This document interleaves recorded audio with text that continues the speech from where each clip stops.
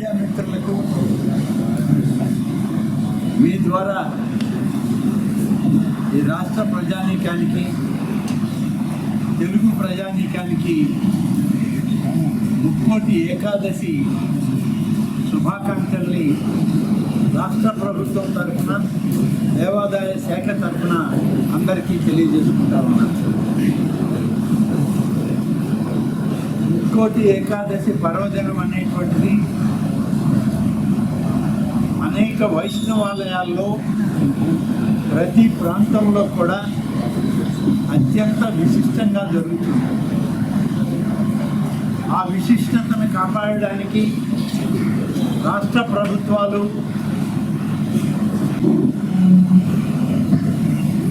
సంఘటన అనేది తిరుపతి పట్టణంలో జరిగిన తిరుమల తిరుపతి దేవస్థానంలో జరిగేటువంటి ముక్కోటి ద్వార దర్శనం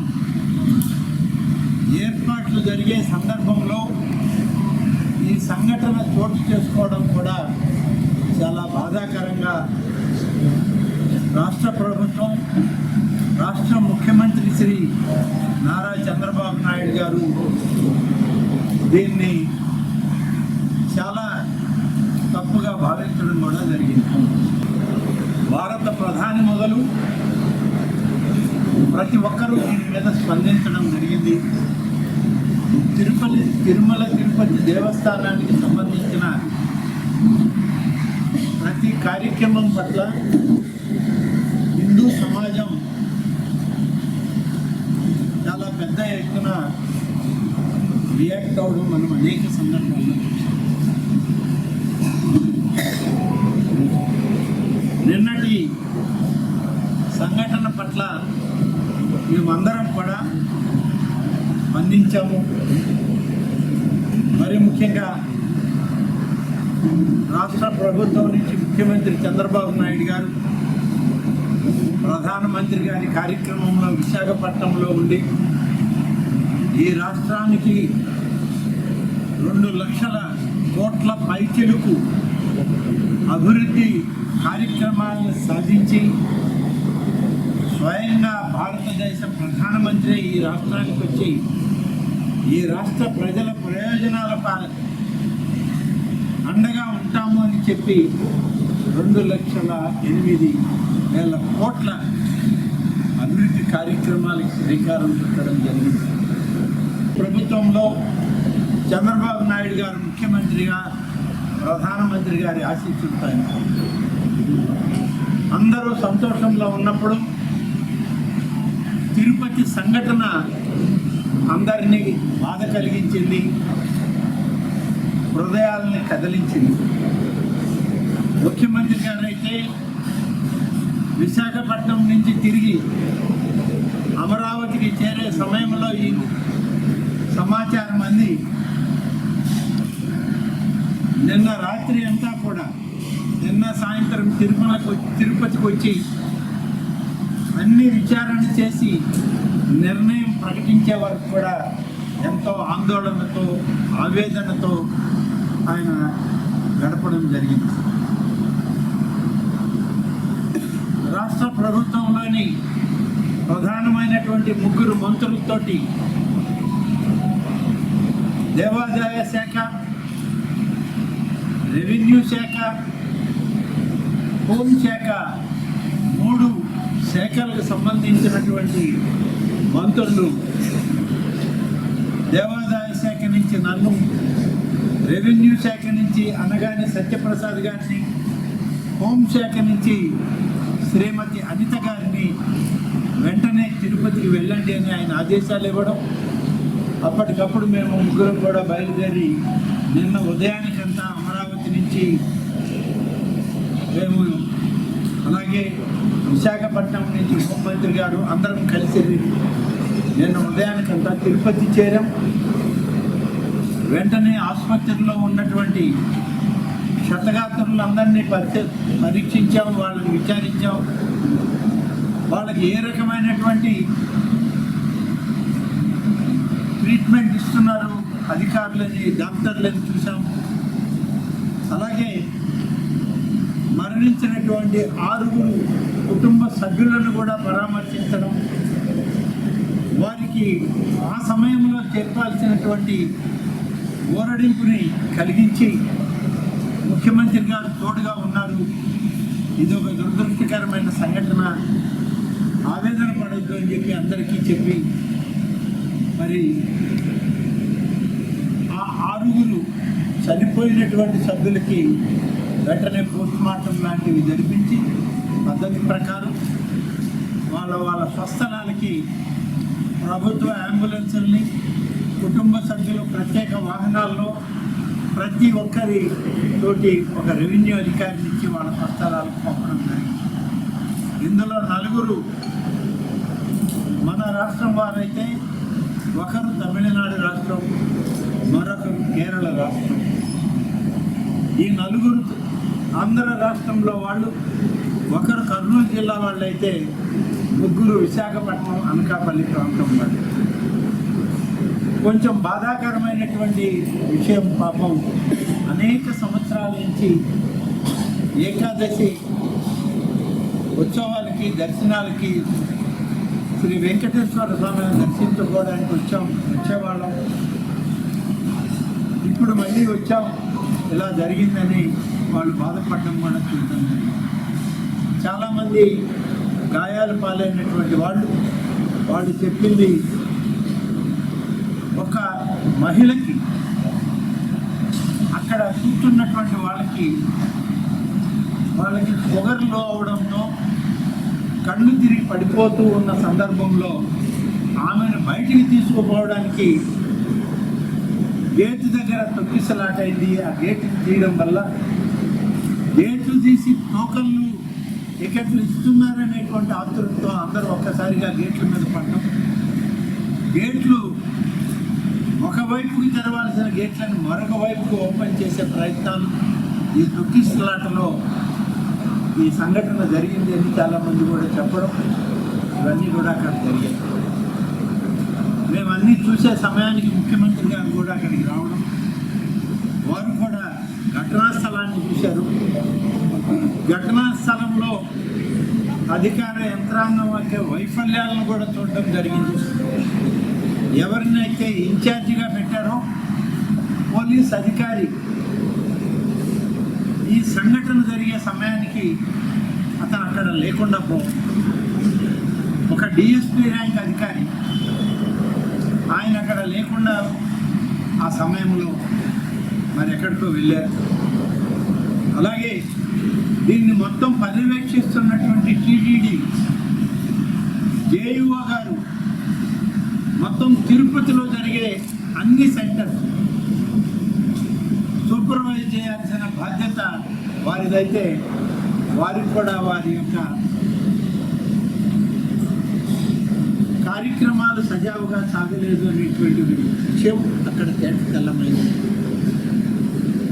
వారు ఒక ఐఏఎస్ అధికారి, మీరు సక్రమంగా విధులు నిర్వహించకుండా ఇలాంటి పొరపాట్లు ఎలా చేశారని కూడా ముఖ్యమంత్రి గారు కోరడం జరిగింది.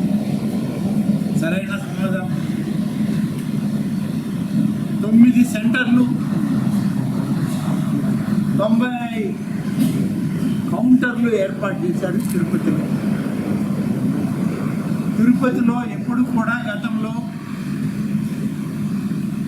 ఈ యొక్క వైకుంఠ ఏకాదశి సందర్భంలో నేరుగా కొండ మీదకి వెళ్ళేవాళ్ళు, అక్కడ కౌంటర్లలోనే టికెట్లు తీసుకొని 24 గంటలైనా, 36 గంటలైనా, 48 గంటలైనా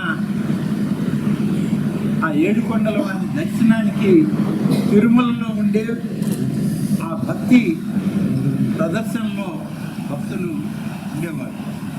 తిరుపతికి వచ్చేటప్పటికి అంత ఆధ్యాత్మికత, ఆ భక్తి వాళ్ళల్లో ఓపిక ఉండదు. ఎందుకు మార్చారు కొండపై నుంచి కిందకి ఈ విధానం అని అంటే, గతంలో చేశారు కాబట్టి మేము కూడా చేశామని చెప్పే పరిస్థితుల్లో అధికారులు చెప్పడం జరిగింది. గతంలో కొన్ని వైఫల్యాలను సరిచేసుకుంటూ ముందుకు వెళ్తున్న సందర్భంలో గత ఆనవాయితీలను ఎందుకు తీసుకోవాల్సి వచ్చిందని చెప్పి ముఖ్యమంత్రి గారు కూడా ఎంతో బాధతో వాళ్ళని ప్రశ్నించడం జరిగింది. ఇవన్నీ ఇలా ఉన్నప్పుడు ఆ సందర్భంలో బాధాకరం, 6 చనిపోయారు. వాళ్ళల్లో దాదాపుగా 33 మంది, 35 మంది గాయాల పాలయ్యారు. ఈ 35 మందికి కూడా రుయా హాస్పిటల్లో ప్రాథమిక చికిత్స చేసి స్విమ్స్ ఆసుపత్రికి మార్చారు. స్విమ్స్ ఆసుపత్రి అంటే సూపర్ స్పెషాలిటీ ఆసుపత్రి.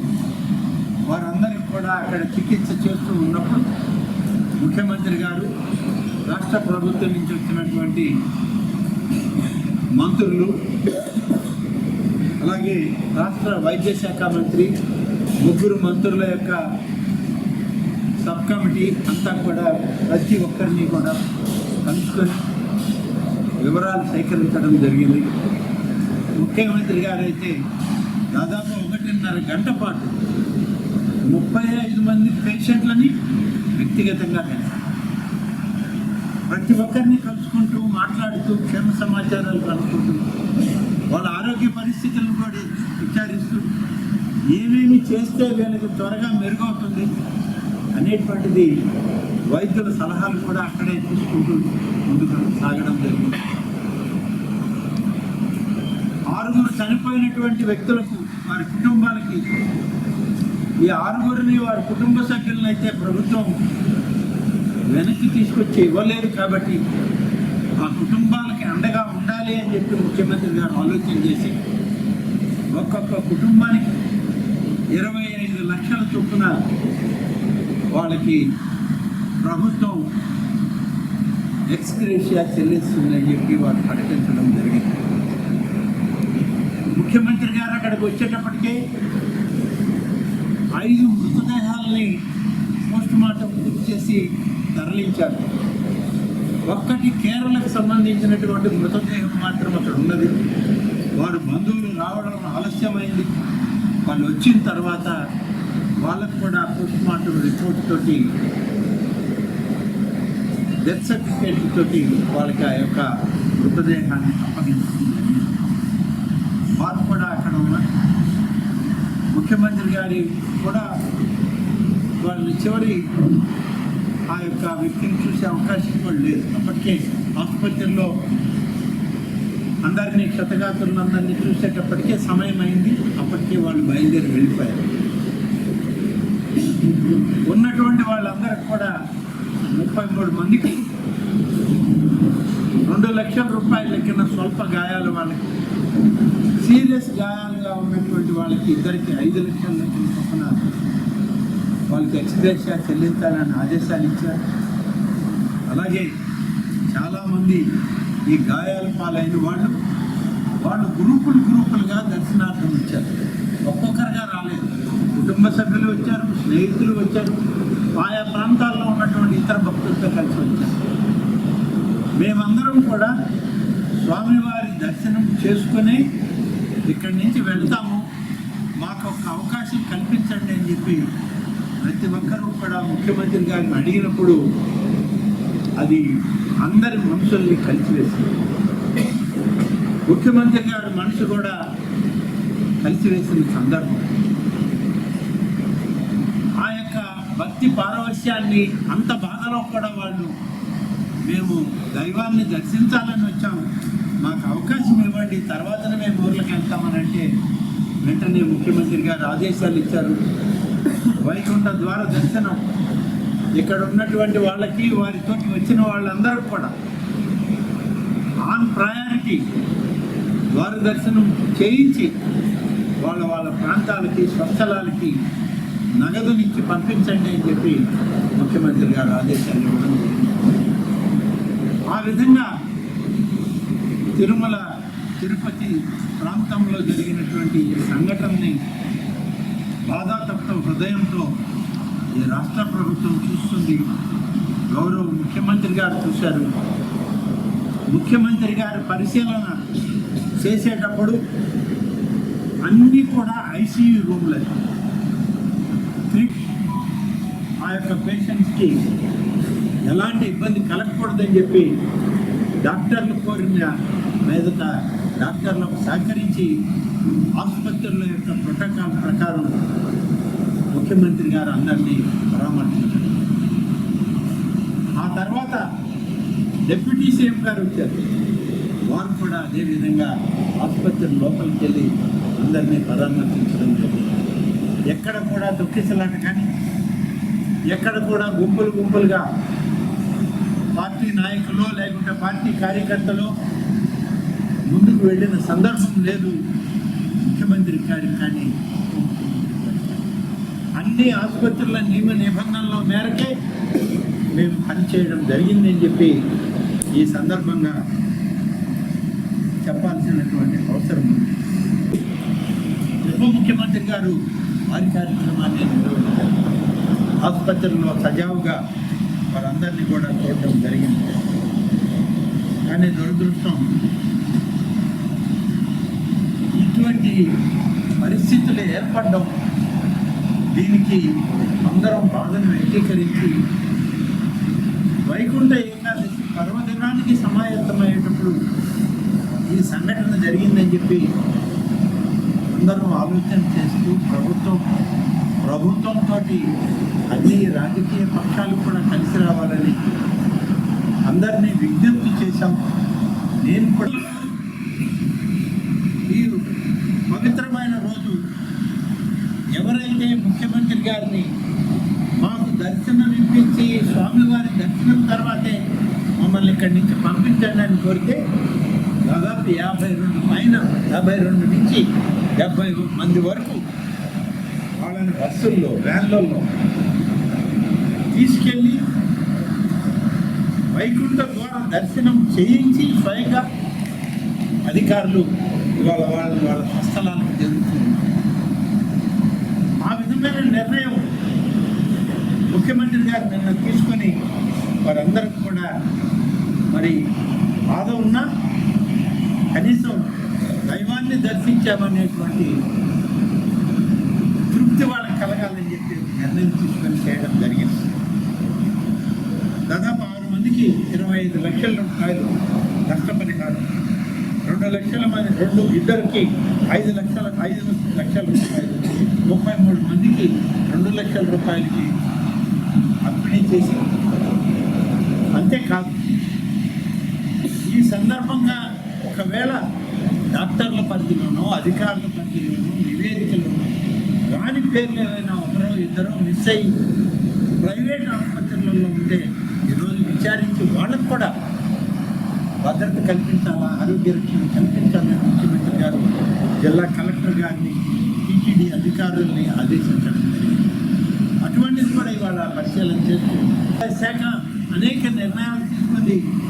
ఆ నిర్ణయాల్లో భాగమే ఈనాడు సనాతన ధర్మాన్ని పాటిస్తూ హైందవ ధర్మ ప్రచారంలో భాగంగా ఆధ్యాత్మిక చింతన పరమావధిగా ప్రజలకు మరింత మెరుగైన దైవ దర్శనాలు ఉండాలని చెప్పి అన్ని ఆలయాలకు, అన్ని ప్రాంతాల్లో ఉన్న ఆగమ పండితులకు, దేవాదాయ శాఖకు ఈ ప్రభుత్వం ఆదేశాలు ఇచ్చింది. ఆలయాల్లో జరిగేటువంటి పూజాది కైంకర్యాలతో పాటు ఏ నిర్ణయమైనా సరే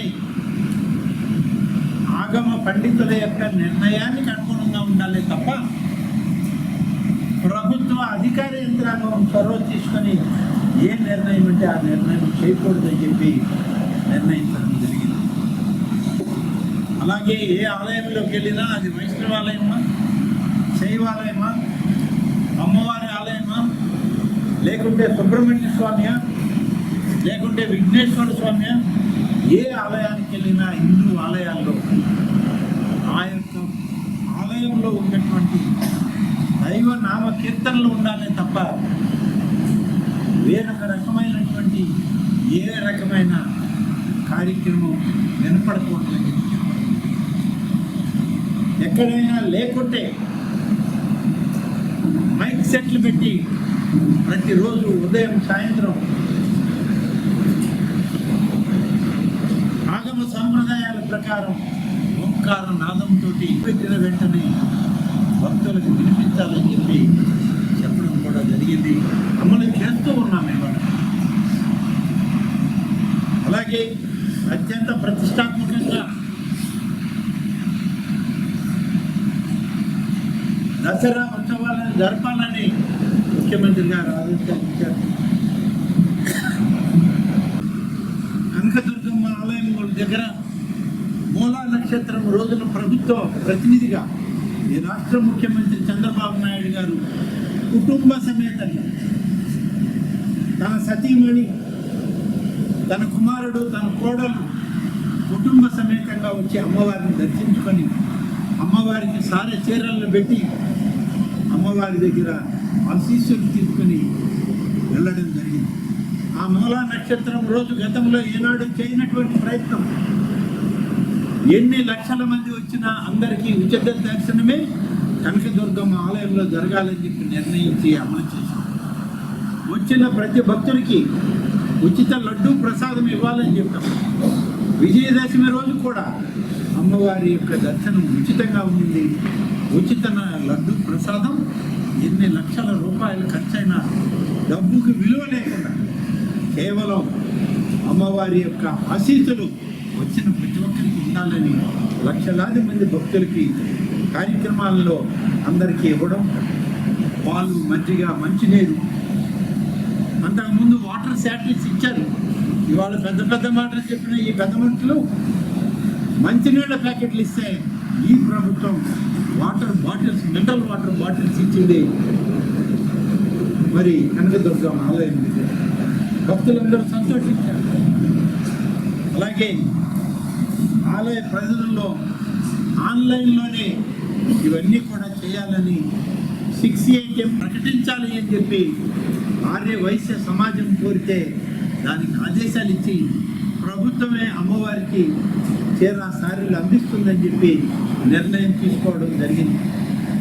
50,000 రూపాయల కంటే తక్కువ ఆదాయం కలిగినటువంటి